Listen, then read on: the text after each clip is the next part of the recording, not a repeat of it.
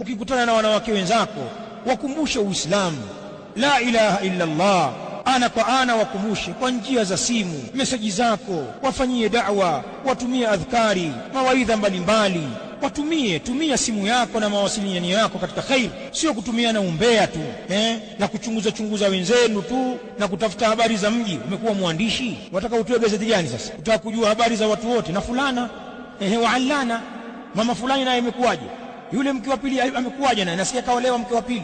Haya, ndoa ikoje huko, kimetibuka au vipi? Ya kuhusu nini? Unataka kutoa magazeti ya kisalafi? Umbea tu. Tumia hiyo simu sasa kutangaza kheri kama hizi. Kumbusha la ilaha illa Allah, tuma mauidha, durus, Qur'an. Umepata ujumbe mzuri, tawanya kwa marafiki zako na mashoga zako. Hawa ndio wanawake bora jamani, tunaowataka. Tumechoka na matatizo kwa wanawake, tunataka muwe mfano bora.